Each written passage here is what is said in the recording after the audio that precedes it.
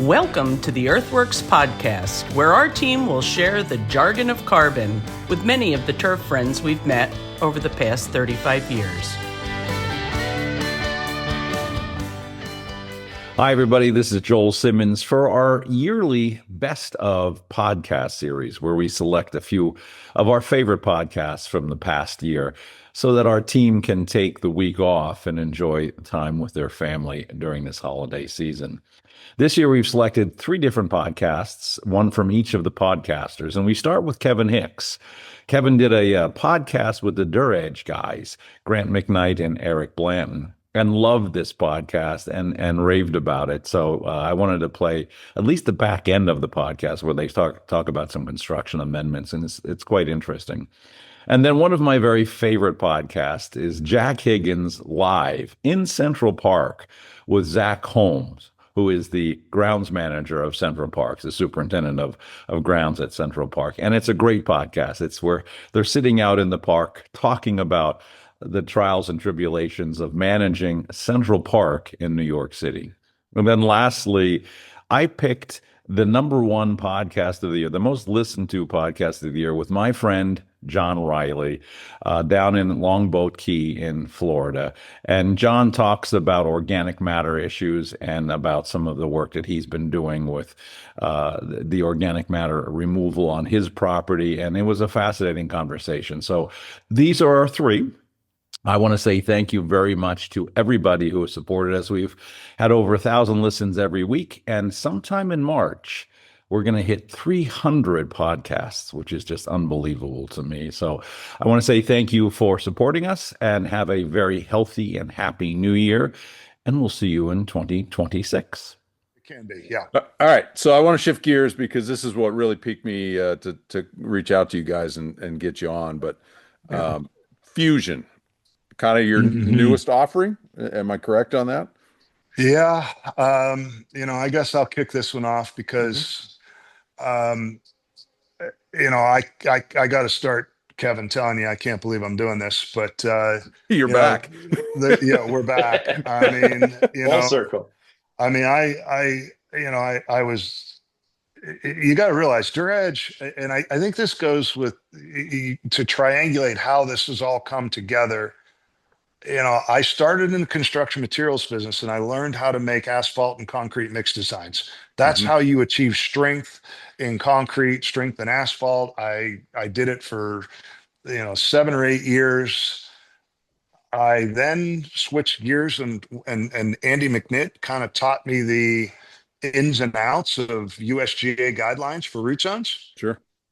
And I understood porosities. I understood sand fractioning, and how DuraEdge, the engineered soil, came together was what I learned out of concrete and asphalt mix designs and creating void space and filling void space. In asphalt, you fill void space with liquid AC, and in concrete, you fill void space with cement. Well, all we're doing on the infield skin side is creating void space and filling it with the proper clay with the right silt to clay ratio. In a root zone, you're filling that void space with what? Air and water entrainment, right? That's it, your capillary aeration. So you're filling it. You're always filling void. So your sand, whatever your medium is that you're working with, has to be designed as to have enough void space in it that you're going to achieve the goals that you want, right? And so I learned balanced aeration porosity, balanced porosity between air and capillary. I learned uniformity coefficients. I understood all these things, and that's what developed infield skin.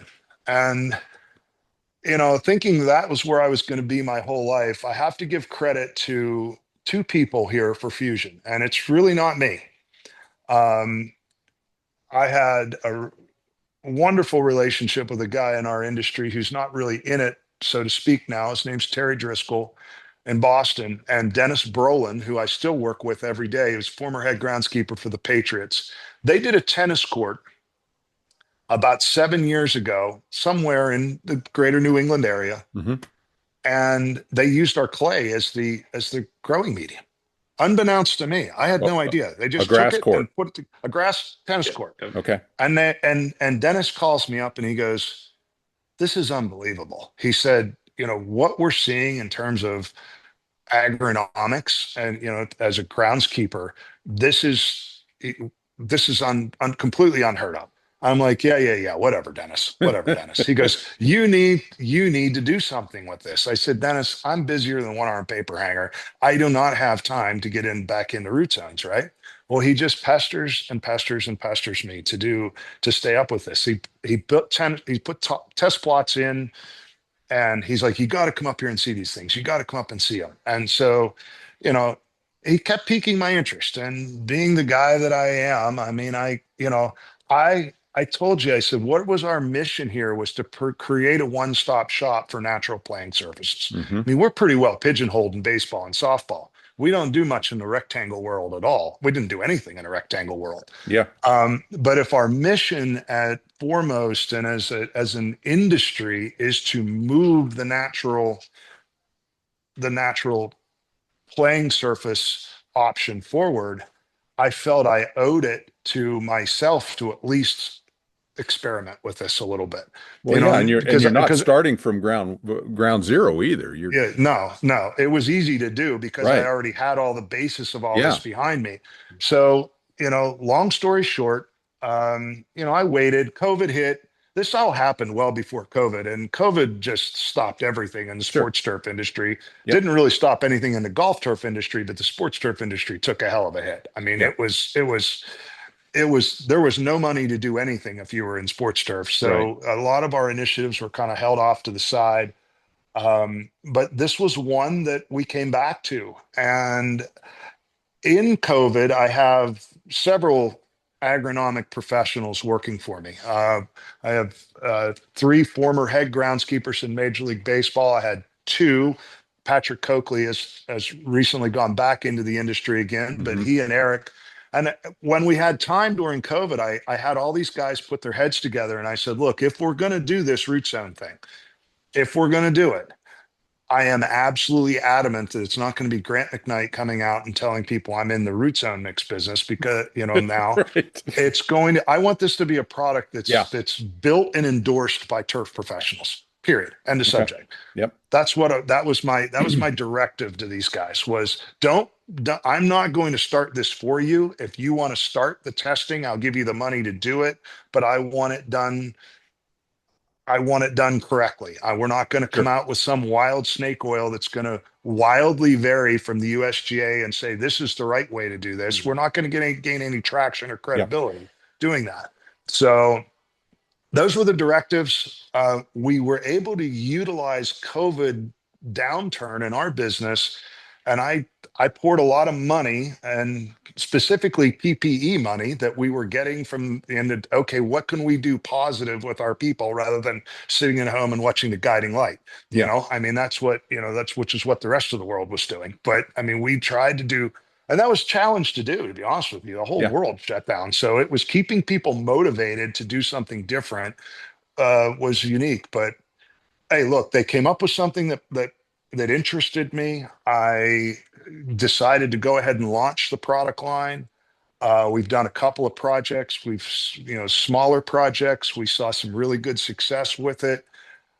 But I knew what I was getting into, because if we did these things, I'm the only one in the company that's ever tested a full root zone project from start to finish. And I am absolutely a fanatic about it. And we were just laughing. We were in Sacramento this weekend, and one of my operators tried to take some of my root zone before it was tested, and I about lopped his head off. Because if we're gonna do this, we're gonna do it right. And so it starts with the right baseline testing. Go out, calibrate the plant in the field, and then every 500 tons, we're sending the QC reports in, and so all that had to be. Our people didn't really know how to do that. Luckily, I did, because I already had, and that's what made it.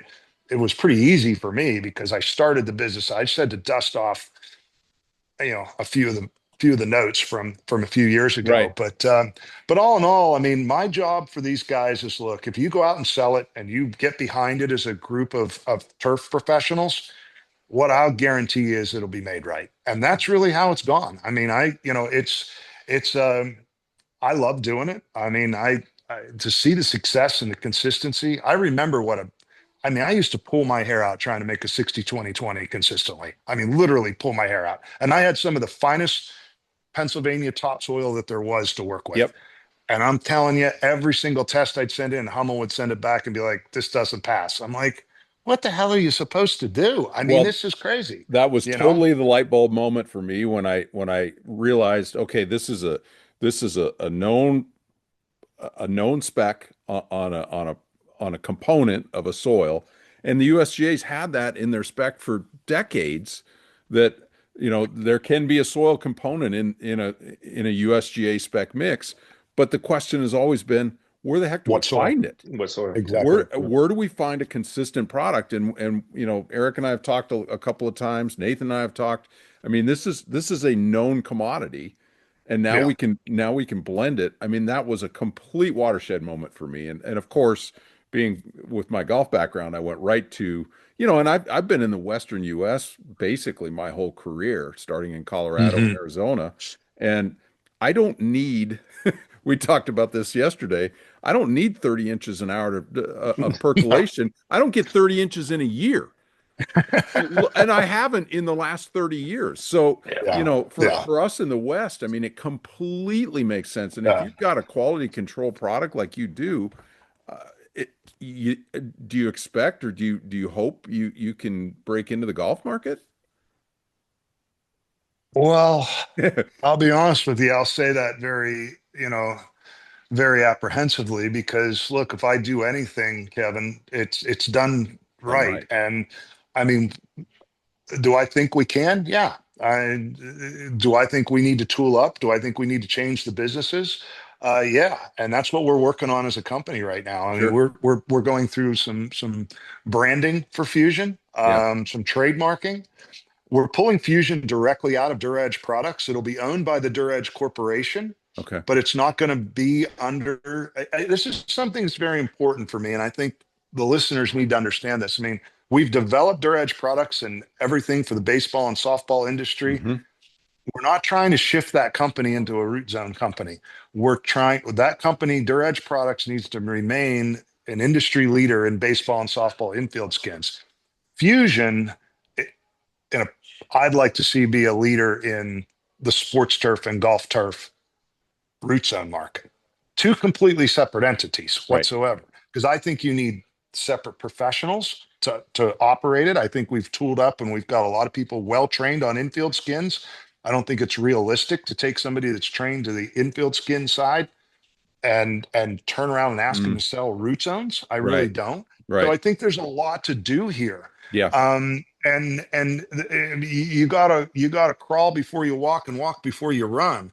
I would say if I enter the golf market right now, I'm in a full sprint, because that's a big market. Yep. We want to make sure we can hit it and do it well, because when golf course superintendents start to realize that they can put a consistent soil-based product in, that they can dry the top out, they're not going to get black layer, and they're going to hold 25% moisture down Consistently, 8 or 10 inches, and you're going to have a CEC of 10 to 14, cut your water in half, right? Cut your fertilization costs in half.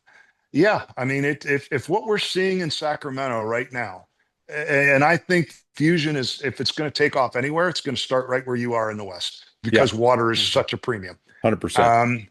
I just had dinner with the head groundskeeper and the higher ups at Sacramento.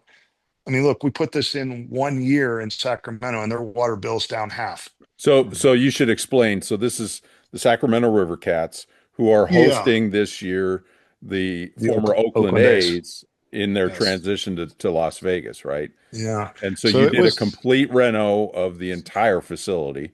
Yeah, down to the drainage layer. We worked with Moats Group and AirPat. We put an complete AirPat system in.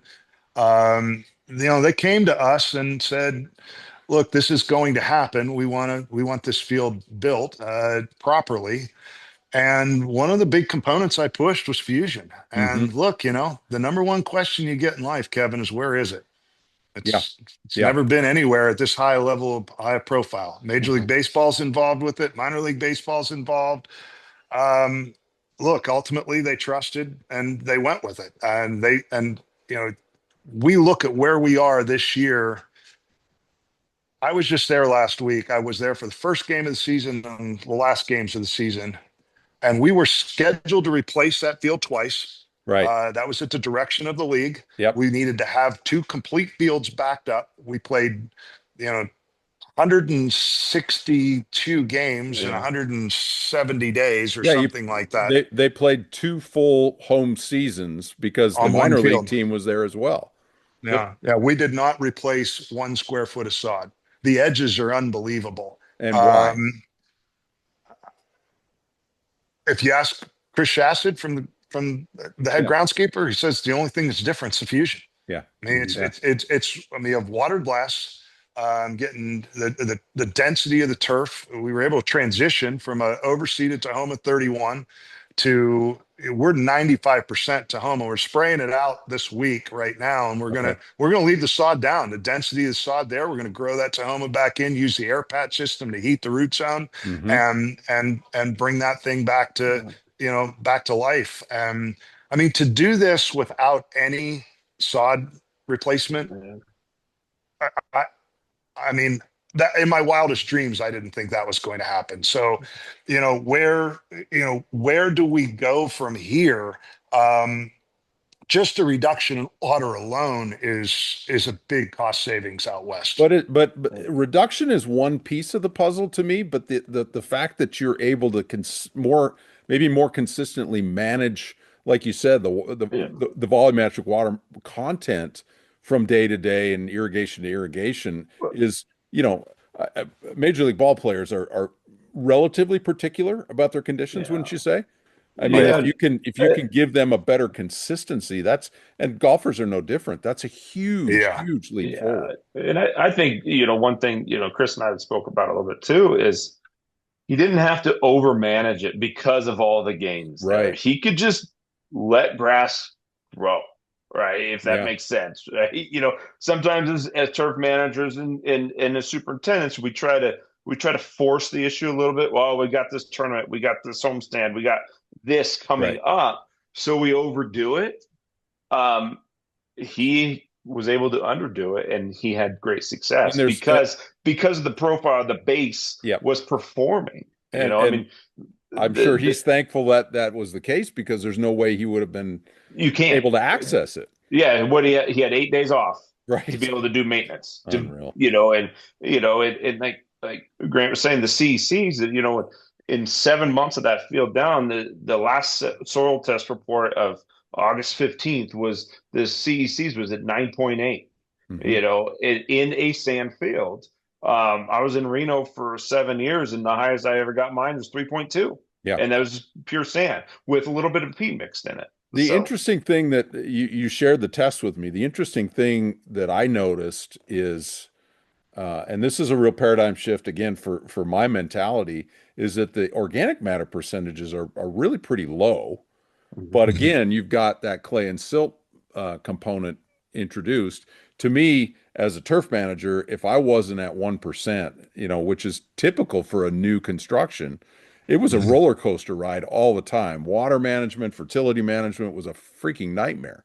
But that's because we didn't have that clay and that soil component in there. So are you not as hung up on OM percentages because you've got that soil in there? My original thought pattern here's how I originally thought, and I think this still may be for if you get into golf turf consistently. If a superintendent wants to create his own blend, I think the options are out there to add organic matter if you want to. I think what we've done here in the short term, because in sports turf, money's always a big deal. Like, look, we got to keep this root zone at a reasonable cost. We can't just blow this thing out into nothing. Right. So, or out of the water in terms of, in terms of cost. So we've sort of proven that, hey, just sand and just fusion clay mixed properly, creates a balanced, a balanced aeration where we porosities and capillary porosity. We always want a little more air than cap to start out with. We're putting a lot of our mixes in at 10 inches, so we do all of our testing at 25 centimeters tension. That's why I will not sell Fusion less than 10. I've been asked to do, 6s and 8s, and I just won't do it. I'm not going to jeopardize the brand. We're going to go with what the testing says is going to work, period. If you can't afford 10 inches, then, you put an 8-inch straight sand in. I don't know I'm just deathly afraid that we're going to have a failure of some sort. And I don't want to skimp to cut costs. And so standardization of 10 inches on sports turf, that's what we're doing everything with. I don't think it would be a problem if a golf course superintendent wanted to blend, 5% peat in with it. If they want to take a reed sedge or any type of organic matter and put it in there, we have the capabilities of doing that. Yeah. We're actually doing a project right now where we're introducing biochar. You familiar with biochar at all? Sure, of course. We're introducing biochar to the first Fusion root zone for sports turf as we speak. Yeah. So we're starting to work with different ways to change bulk density and tweak it.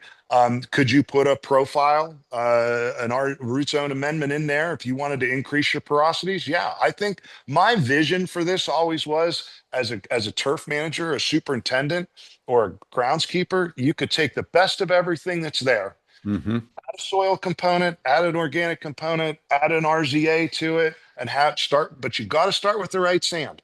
If you don't have the right sand, you're dead in the water, know? So find the right sand and custom make what it is you're looking for. Right. And, if you want a little more organic matter, put a little more in. It hasn't necessarily proven that it's been a detriment to this point.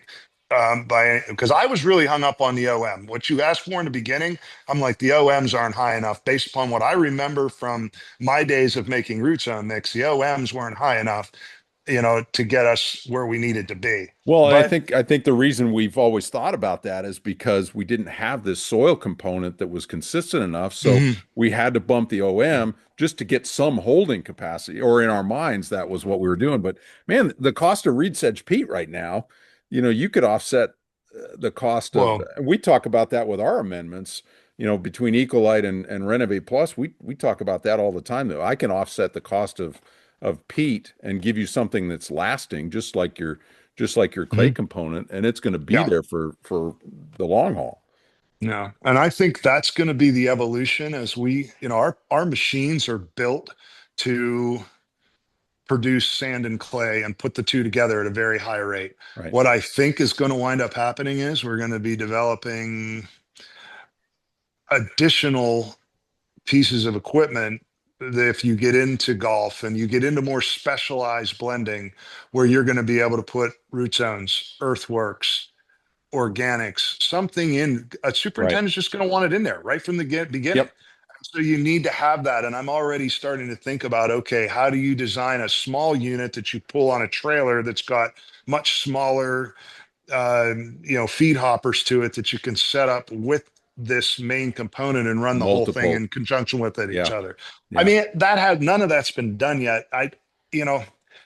I got ahead of myself, as I always do, and probably started thinking about that a little too early. And and Luke Yoder and Paul Zawaska, and Eric are like, let's crawl before we walk here. Yeah. And let's prove that we've even got something that's consistent. And I think step one's done. We know we can make something that's cost effective.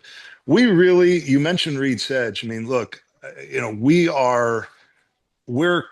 we're competitive right now at what we call Fusion 10, with around a 10% by volume blend. We're very competitive with a 90-10 reed sedge blend. From what I see around the country, we're very competitive. There's not a big difference between the two. Now, you want to get into some lower quality OMs, you get into sand and compost mixes. Those can get really funky and very, very low price. We see those down south, but I don't know what you're getting there. So I really don't consider that an apples for apples comparison, but man, definitely, I see a component of this of being able to do more custom mixing if we get into golf. Right. And I think one step at a time. We need to do some testing. We need to understand, how it works in that. I'm very open. We've thrown some samples out of the Sacramento location we just opened. We put some samples to some courses in the Tahoe area. I know there's a lot of interest in looking at it. What's the right way to do it? I don't know. Waiting for somebody to come out and ask. I mean, I'm open to the concept. I just want to make sure that I can control it if it goes poof, I'll tell you, the first place I'd put it if it were on my golf course would be on tees, because they're the most neglected area. And from what I've learned already, it just sounds like you could make those autopilot and not even worry about them anymore. Yeah. Building a good tee mix out of what we've done now for the sports turf would be a no-brainer. Totally makes sense. And it would, be a no-brainer. All right. Well, shoot, we've already. I kind of figured we'd go a little bit long with this one. This is fascinating. I'm going to have you guys back, because I think there's a real future in it for more than just baseball fields. I think it's you're onto something pretty exciting. Wow. How does somebody get a hold of you or find out more about your company? What kind of contact info? DuraEdge.com, is that your website? Yeah, currently it's DuraEdge.com. I mean, we'll be putting a lot more information out here in the coming weeks around fusion. Okay. I mean, we're doing 3 more fusion projects this year. I mean, did one in Sacramento last year. I didn't really know, things would take off. 3 more projects this year. There's going to be a lot more information around that. Good. Hello all, we're kicking down the cobblestone, looking for fun and feeling groovy in Central Park on Halloween with our guest, Mr. Zack Holm, the turf care manager. Zack. Thanks for coming by, Jack. Dude, thanks for being on the podcast. It's been a long time coming. We've wanted to do this for a while. It's multiple years. Yeah, it's been long, but we're getting it done now. So it's here. Yeah, time to talk. And you're hosting me in one of my favorite spots in the park here that I'm always asking about. Tell us where we're sitting. And by the way, if you're listening, this would be a good chance to get on YouTube and check out the video, because of course we simulcast. So we are sitting in the middle of, I call them the bowling greens. One is technically the croquet green. The other one is the actual bowling green. Right. We're sitting right between the two of them. So behind us is the bowling greens, where most people don't realize we have lawn bowling in the park. Yeah, you have like greens height, or at least tee height. Yeah, they're a quarter. Okay, they're mowed at a quarter. We're mowed in a quarter. We have bent grass. They're bent POA. A little bit of Bermuda in there too. Yes. And yeah, in the middle of fall season, so all the foliage is falling around us, and I don't think you can see behind, but there's a bunch of activity behind us too, because the marathon is also it's the marathon weekend. Marathon weekend, and the finish line is literally right there. Cool. Yeah. So let's give the listener, let's kind of set the scene for everybody. We're in Central Park, but let's kind of tell the story of how you got here, who you are. So how long have you been here, Zack? 4.5 years. Dude, longer it's than flown by. Yeah. It's flown by. Longer. And when did we meet, you and I? Was it before COVID? Definitely. So it had to be like 2018, 2019 then? When you were the SFMA president on the board, the NJ chapter, something like that. President of the New Jersey chapter. I don't know, my first recollection of meeting you was at the training facility at Red Bull. Yeah, but I thought you hosted a field day. Oh, we did host a field day there. That might have been the first time I met you, but yes. Yeah, but that's basically how we met, is that you were at Red Bull Arena for what, 5-6 years? I worked for Red Bull for 6+ years. I started out splitting time between the practice facility and the arena, and by the end was, I'd still go to the arena from time to time, but was really stationed out of the practice facility. And I had, some facility responsibilities there too. Scheduled it, oversaw the cleaners, the security guards, stuff like that. Yeah. But you really come through this turf industry. Most of your professional work has been in the sports turf realm. Pretty much all pro sports, yeah. Yeah. Before soccer, it was baseball. Okay. And you said you were a player growing up. I actually never lettered in high school, but I did play in college. I went to a small D3 school. So I have 2 years of eligibility left. Okay. If anybody listening out there has a small school, I don't think I can throw a ball anymore. I blew out my elbow, and I had the Tommy John surgery, but never rehabbed it. So, well, you sound like a very eligible, yeah. But there's still 2 years there left. JUCO, baby, get back. So, all right, cool. So, yeah, you're really been a lot of your time's been in sports surf. Yeah. Yet you are an avid golfer, and I know you are also a proud GCSA member too. I am. A. Class A, which, I mean, I tell people this story. Maybe I shouldn't say it on the podcast, but we're going to go for it anyways. I do a fair amount of side work. I've always done a little bit of side work going back a number of years. And one of those places was at a small 9-hole course by my house. Okay. There is no superintendent. Who does the applications? Me. There you go. With a sprayer. Well, now we actually upgraded to an old Multi-Pro 1250. But for a long time, it was a 25-gallon sprayer on the back of a golf cart. One of the greater turf accomplishments is that there's actually grass on the greens.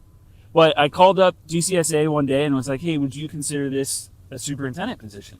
So I was fishing for a Class A so I could go to the Masters. There you go. And they were like, sure, why not? I'm sure they just want my money, and they get my money. And my dad, who's a Class A superintendent, we go to the Masters every year together. We've done it now like 4 straight years. Yeah. So it's money well spent. It's something we get to do. It is one of the coolest perks I've ever heard of in anybody's job perks. Like the Class A free ride to the Masters perk is a really cool thing. And this year I used it for the U.S. Open was at Oakmont. Oh. Father's Day weekend, right? Is my wife had something to do, so I had the kids. I submitted to USGA for a ticket because I came with my Class A card, and me and the kids took a road trip out to Oakmont. We stayed a night in a hotel, which the kids are 6 and 9. They love that. And they're free to get into the U.S. Open. And this year I went to the U.S. Open, the Masters, and the Ryder Cup. It was a This is what I love about banner you. golf year. This is what I love about you. You take risks, you swing big, and you make things happen. So Yeah. I like that. That's Gotta what take makes it advantage fun. while you can, right? It's what makes it fun. And you do a lot of awesome stuff here. Yeah. And like you've made some big changes. You bring a lot of your professional sports turf experience here because we're sitting here on the bowling greens and croquet, Yeah. but you have plenty of other athletic fields here too, right? We do. There's 26, I call them baseball fields, but really they're a mix of baseball and softball. Multi-sport. Well, Don't they play soccer out there? they're skinned infields. So we have 26 skinned infields, let's call it Okay. that. And then up north, we take 12 of them, and they become 5 soccer fields this time of year. Got it. I would love someday to see kind of year-round kind of soccer fields, because it pains me coming from professional soccer to see a soccer field going through a baseball field. But Yeah. even the maintenance of those, right? Like we have a robotic painter now, so we know our fields are square, we know our lines are straight. It saves us time to be able to do other things. How long have you had the robotic painter? Well, the soccer fields have only been mine. This is my first season. Okay. I've been responsible for those soccer fields. The robotic painter's in its 2nd year, though. Okay, I didn't realize that. So you've only who had responsibility before that? How does this work? So the park's divided into 3 sections. The bowling greens are in section 1, right? Mhm. So actually, it's someone from section 1 who mows these. It's not someone from my team that does. And then those ball fields were in section 3. So the section staff in that section used to take care of them. Now they're under my purview. Okay. Well, so let's for the listener, I'll kind of set the scene a little bit here as what the park looks like, where we're at, how I love coming here to call on you because I drive in from Jersey through the Lincoln Tunnel, come up through the city, and you come up Central Park West, and where there's a cross street that looks like you're not supposed to drive down it, and you're not. 85th and Central Park West, I show up, boom. Get in, Yeah. Put your flashers on, and come to the Central Park shop. Yep, there's a sign that says "Do not enter," but there's enough space for a car to enter, and you just drive around. It's a one-way, and our shop's that's at 85th. Our shop's at 79th, so 6 blocks down the road, and It's surreal every time you come. It's very cool. So, but now, like you're describing the park, and you say up north and down here. So let us know, how big is this place, and what does it cover, and how do you kind of describe the geography? So the park is 843 acres. Damn. The southernmost part of it's at 59th Street. Okay. The northernmost part's 110th Street. Yo, yeah. I should probably know how many miles that is, but I don't. Yeah, I want to say it's a half mile wide. And I bet it's about 2 or 3 miles probably long. From the width wise, the east side's 5th Avenue, coming up Central Park West, that's 8th Avenue. There's parts of the park where you don't feel like you're in the city. That's what I think one of the coolest parts about it is. There's parts where you're not in the city, and there's parts where we're sitting now that through these trees, there's the tallest residential building in the United States. Oh, yeah. Right? Yeah. So it's just a completely different place depending on where you are. What is this park what is this part of the park that you say you don't feel like you're in the city? Just certain pockets of it you can't see. I'm thinking of the Rambles. Yeah, when you're in the middle of the Ramble or the North Woods that are like heavily wooded, you can't see anything. But there's pockets, even if we went up to East Meadow, right, which is towards the edge of the park. Okay. If you look back towards the middle, the park's got so many gentle slopes, and really a few hills that, depending on what vantage point you have, you don't see a building. We look that way, yes. There's no building there. Yeah, that's right. It's trees. It's Olmsted would have described them as meadows. I'd call them lawns, right? That you wouldn't know you're in the middle of the most populous city in the United States. It's wild. So yeah, you just referred to Frederick Olmsted, right? Yeah. He's the architect of the park. Him and Calvin Vox. Have you done a deep dive on these guys, or not really. On the history of this? Not a huge deep dive into the landscape architecture of it. Well, I appreciate golf course architecture. I probably don't feel the same about landscape architecture, but I have done some dives, putting talks together, right? It took 20,000 people to build the park back in the 1800s. The Conservancy itself does some deep dives into the pre-history of Central Park with Seneca Village and stuff like that. What is Seneca Village? There were people who there's an African American population used to live in the park, and I'm going to say all this stuff and I don't fully know it. Okay. But this basically it was taken by eminent domain to build the park. Oh, really? I believe. Oh, okay. Really don't quote me on that, and if I'm wrong, and understood. No. This is the opportunity for people that are interested to take a look. You can 100% take a deep dive. And on that note, like I mentioned, Conservancy. Like when I tell people where I work, a lot of people think I work for the city. The Central Park Conservancy is a nonprofit that has a contract to run the park with the New York City Parks Department, and they've been running the park since 1980. Interesting. And before that, it was a city park, but which, if you go into a deep dive on our website, it wasn't maintained to the level it should be. To the crown jewel of parks that it is. It was overused, under-maintained. Big time. And so since 1980, the Conservancy's been kind of chipping away at different projects, right? To rehabilitate spaces, to maintain the level of the park that it deserves to be. We tell people that 42 million people visit here a year. That's our official on the record. I think that's old. That number's almost 10 years old. I think next year they're doing another study to figure out how many people come in.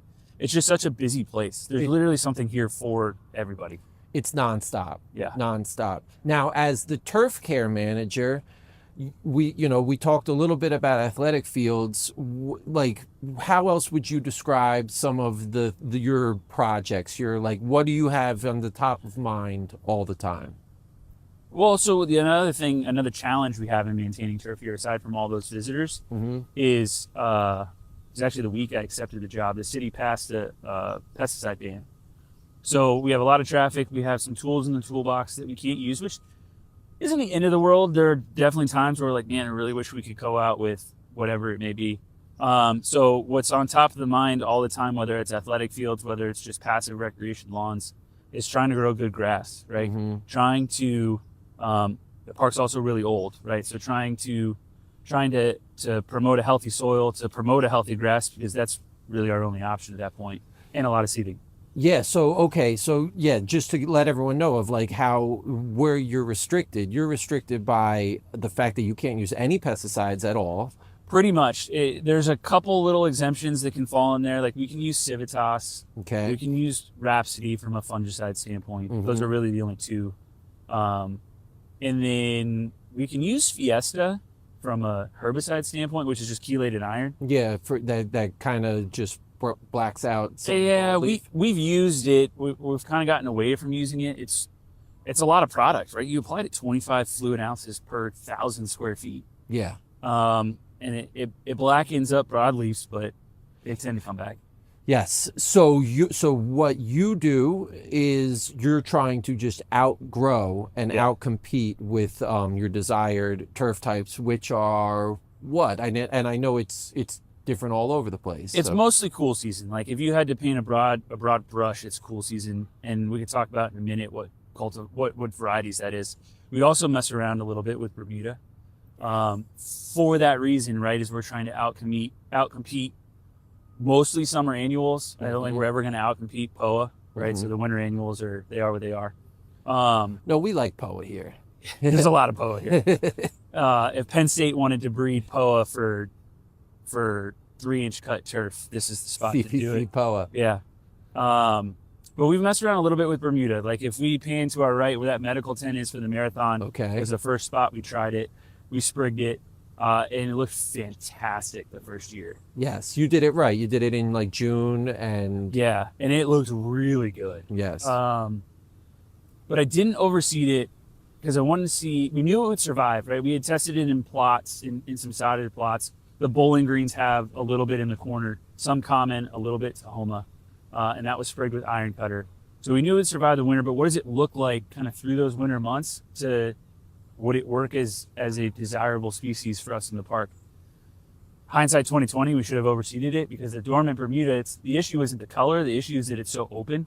Yes. And so Koa came in, Clover came in, prostrate knotweed came in, and if that tent wasn't there, it also literally has a giant tent on it right now. And that happens every year. Probably a good 2 weeks. Yeah. And because that's the main medical tent for the marathon. The finish line's right there, and if people need medical attention, that's where they're going. So it looks like your average kind of weedy lawn, right? Mm-hmm. So I was like, all right, if this is going to work, I thought if this is going to work on a larger scale for us, which I want it to, I think it's a good tool for us for crabgrass and goosegrass. We need to be growing 2 grasses, and we could overseed it with rye. That's certainly common. We tried blue muta. So we had a sod farm grow blue muta for us. We sodded it this summer.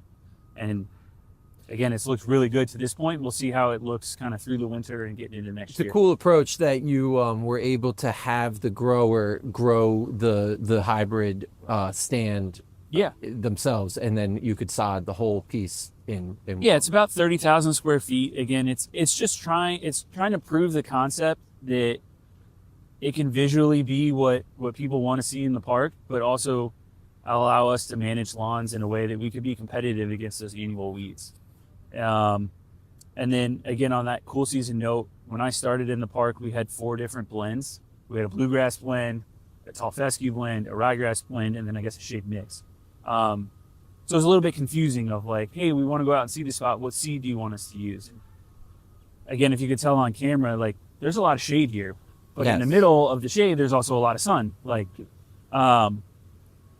So like if you say go out to Sheep Meadow, and use this wide open sunny mix, but the perimeters are all shaded. They're all shaded. Right. And so it gets kind of confusing, and again, not having the pesticide option, constant seeding is now one of our biggest tools in the toolbox. So that first year when we had those 4 different blends was the most seed that the park ever put out. It was 26,000 pounds that year.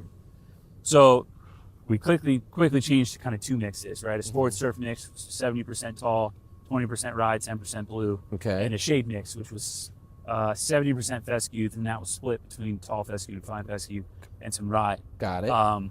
This year we've actually gone away from 2 mixes. We literally just have 1. It's a Central Park mix. It's a mix of fine, tall, blue, rye, and we shotgun it because again, we don't have all the tools in the toolbox. Yes. So if the rye or the fescue are going to pick up a leaf spot issue, well, then the bluegrass can kind of take over. If the bluegrass and the poa is picking up a summer patch issue, we have the fescues or the ryegrass to maybe try to fill in those spots. And it's helped. And your guys don't have to say, which one is it? There's no guesswork. So it allows us to be more efficient. And this isn't the sole reason why, when I tell you this number, you're going to fall off the bench. But it means that we can throw 2 pallets in the back of the pickup truck and send a guy out in an aerator and a guy out in the Vicon behind him and a guy driving the pickup truck. And so as of yesterday, we're at 168,000 pounds this year. Oh my God. Yeah. And we'll keep seeding all the way through November and December. Like, we'll just keep throwing seed. You build a seed bed. Build a seed bank, and we get warm up. I mean, the long-term forecast says it's going to get cold in December, but January is going to be warm for us. Okay. We can grow grass year-round here if we get the right temperature. Mm-hmm. And we actually get really successful sometimes in, like, February, March, April. Maybe not so much April, before all the trees have leafed out. If we get soil temps that, a few nice days in a row, and things start warming up, we're in the middle of the concrete jungle. So it's a heat sink. Yeah, we can grow some grass when maybe other people can't grow as much grass. Another EarthWorks podcast. I have back with us the infamous turf monkey boy, Mr. John Riley from Longboat Key down in Sarasota, Florida. And if you are watching on YouTube, John, I assume that's a picture of your course completely flooded out after one of the hurricanes? Yes, Hurricane Helena. Oh, that was Helena. So you got a back-to-back on that one, didn't you? Didn't you get like 2 in a row? That land for sure. Oh boy, that picture just is it just runs shivers up my own. We are going to. John's been with us before, and we've talked about a whole lot of stuff, and a lot of folks know who you are, John, and a lot of folks have that follow you on Twitter. I guess now we have to call it X, but on Twitter, know that you've been very involved in injecting, the wet jet system and all that stuff. But we wanted to talk about what's going on in the world on organic matter and organic matter testing. And John and I ran into each other a couple of weeks ago, right, at one of the Soil First Academies, and started talking about this. And there's a lot to talk about. I mean, it's one of these subject matters that, is near and dear to my heart, and I know it's near and dear to your heart. And I'm gonna let you kind of start this conversation, but I think there's a lot of confusion, and I think there's a lot of redirection that we can help people understand, or at least get people to start thinking about it. So I'm going to turn this over to you, sir. Okay. Well, and there you are. There I am. I did get to see you, Joel, and I got to see you do your thing in front of a lot of people. And I remembered going to school and learning sort of about balance in our soils, and I caught on fire for it then. And as my career progressed, I did a lot of that. I tried to fix my soils everywhere I went. And as things got different, I got here to Longboat, and you can see the Gulf of Mexico is sort of our irrigation source in some way. That must be nice. And nice sometimes and clean, right? Sometimes it comes to visit, Yeah. You don't need to irrigate, but we changed grasses. And kind of at that point, I shifted in my approach to trying to get good greens with a grass that historically wasn't too good for greens, and that's called seashore paspalum. So I started to do things that I had never done before. I started to lean on the stimp meter. I started to look at moisture and not just necessarily trying to get to a number I thought it was. I really tried to balance it off what healthy grass looked like and what moisture was when I did that. And then I got into trying to keep that uniform throughout the whole green. And then I got into firmness, and as that progressed, a couple of years ago, the USGA came out with a golf ball that sort of did all that for me, and it really moved me away from green speed, but more about smooth and true. So I got into this sort of matrix of turf grass performance and health, and how we could equal those on either side. And I don't know, more like on a I told you so and I was dead wrong about 10 years ago. Now it's going to be 12 years at the end of this growing season. I stopped core aerifying, and in the meantime, I started to just inject, and I used DryJect to start that process. And, Why did you stop? What was in your head when you decided to stop Right. choreographing? As a kind of a guy that was championing this in our area, and he, you know, R.I.P. Steve, but he was a loudmouth when he was with us, and I thought I'll show him. I would choreograph. If you stood on the putting green too long, you would have holes in your shoes and sand right behind it. So there was a running joke that my course was always in good shape, but you could never play it because I was always tearing it up. And Always had holes in it. I took the putting green here at Longboat Key, which is kind of like a meeting place for everyone. It gets the most traffic, and I started there first, and then I sort of eased into. We have 45 holes, and I kind of eased into doing it in small bites, and then gave it up altogether. Still sanding a lot, still verticutting, still doing a lot of cultural things. And the more I measure, the less of that I do. And then with the USGA taking a look at what are the right numbers for organic matter and organic material, there was from the Micah Woods era, the 246, which is a centimeter kind of testing. They were running a test a couple of years ago called the 123. And so we did the test, and with not coring and sanding through injection and top dressing and just on top type of cultural practices, I wasn't really thinking it through. I had really high organic matter, especially in that first 1 inch or 2 centimeters. And I remember the report came back from the USGA rep at the time, and he said, you either are way ahead of the curve or you better dig these babies up and start over, because and what was the answer? Way outside. Well, I think that you get paid for what's on top. And I think I spent a lot of time of my career trying to fix what was below to a marginal degree.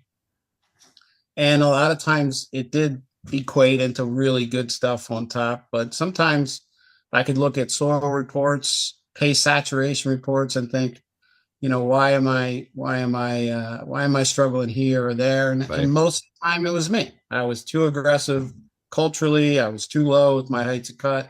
I was chasing something that chemistry is only a starting point. I mean, if it's good on paper, you move on. You got something else to look at, and sometimes it's you. And then I got to Longboat, and you really couldn't change the water. So the water was driving the bus because of the salt, high solids. We changed grasses, and that kind of got me into not messing with paspalum as much as I used to mess with ultra dwarf Bermuda grass. Right. And it really helped. We didn't get too soft after a coring or an injection. We didn't get too soft after a heavy verticut or any of that kind of stuff where we got into the crown with the mowers. So it's been this long progression.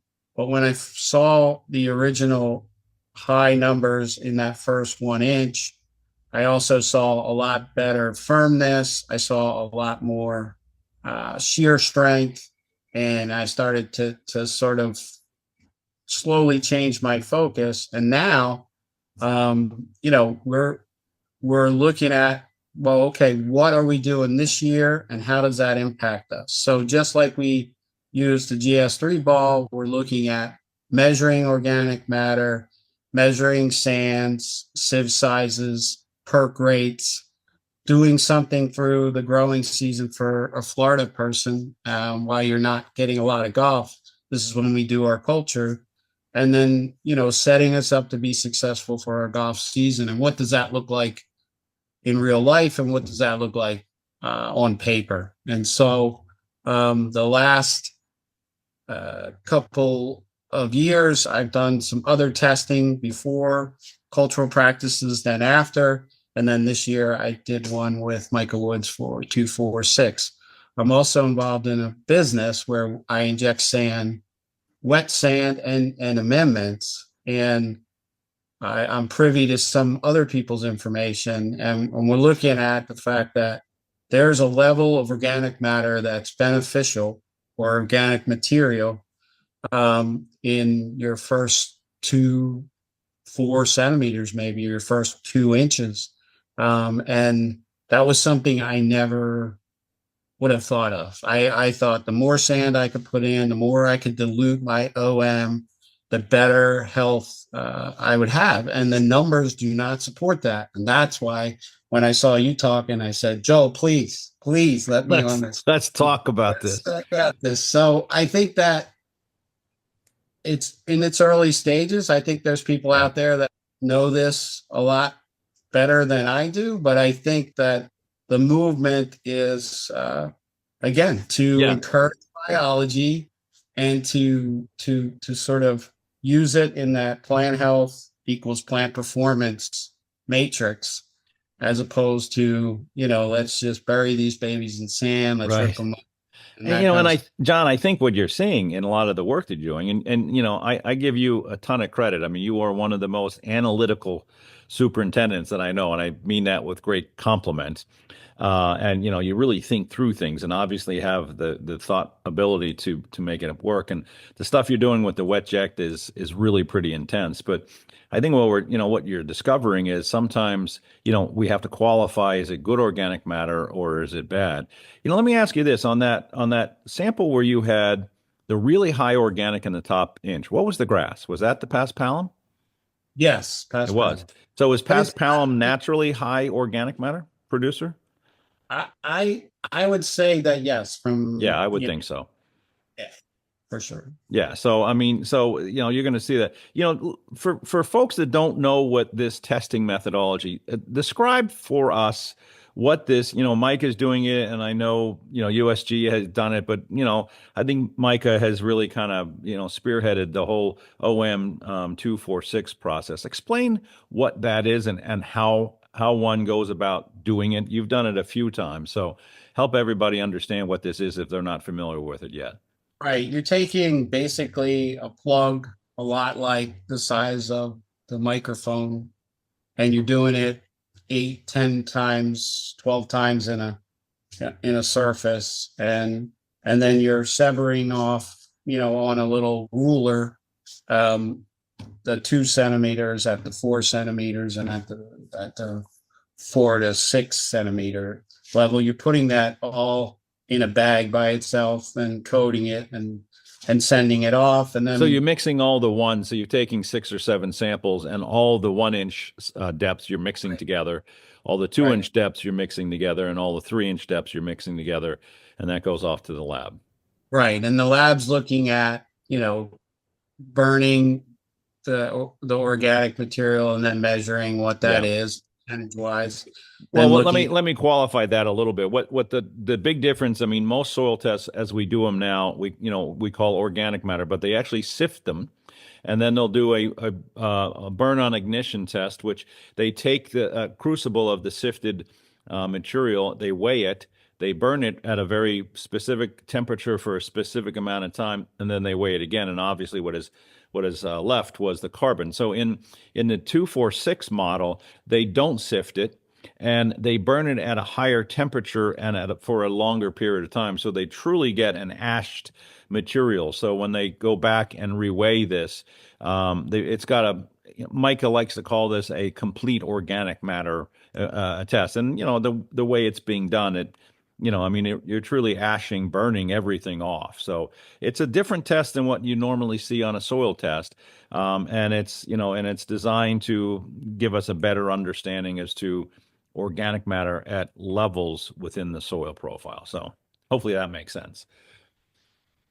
Yeah. And I think that's important because there's this exchange we need to have with the nutrients and the inputs we're trying to put down, and the performance of the turf on top for the golfer and for us, how it can withstand the mechanical stresses that we're going to put on it, and, the golfer wanting to make putts or have a nice bounce in the fairway or wherever we're talking about. Yeah. This kind of, right. So I think that it was a shift in the paradigm for me, and I got to see some really interesting things right up front, and that's the part that means the most to me, is that I'm not all that caught up in whatever number is. The change in the number is the most important thing. So there were people that we injected that used earthwork materials. They hadn't done, they had a change from before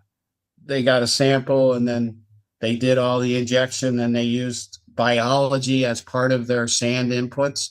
And then they saw a change. They got better perk and less organic matter using biology. But there were several tests this year where during the golf season, because now, there's a guy in Florida, Todd Lowe, who's testing these guys before their culture and after. Now he's into his second year. Doing the physical testing.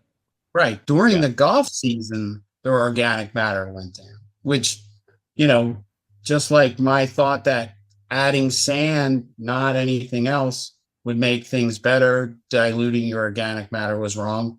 Also, now using biology could be helping us as we go into our season, because a lot of times as a Florida grower, you can't wait for your people. We all love our members, but we can't wait for them to go home so we can start to work on it. So you can actually get something done.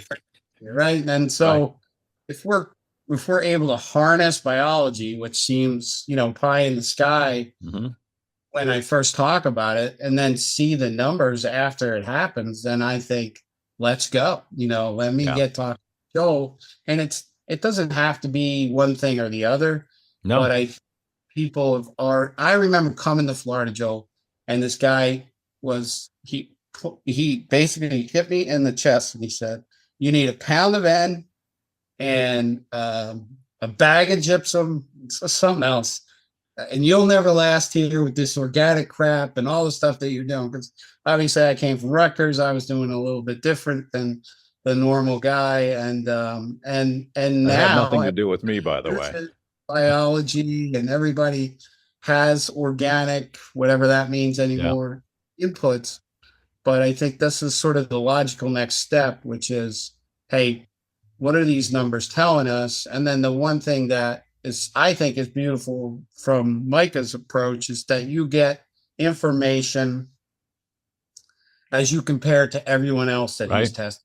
Yeah. And he's not telling me Joe Schmo down the street, which is, I never understood this sort of proprietary nature of being an American superintendent, but it seems like, people don't want to share a lot of information because it might get misinterpreted and it might look bad I don't understand any of that. But anyway, so it's just every pound grower, we are in the 97th percentile of organic matter. So there's only 3% people managing pound that have higher organic matter at 2, the 4, and the 6. And all 3 levels.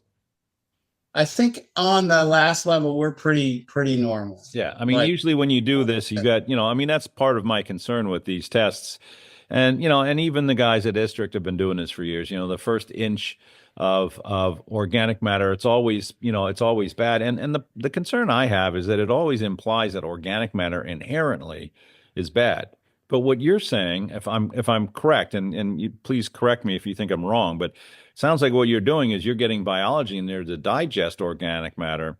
Organic matter is actually breaking down, and you're getting better percolation rates, which is what we have seen consistently across all the work that we've done for the last 37 years. I mean, I always get amazed when I hear people saying, well, if you're trying to get rid of organic matter, why would you put organic matter down?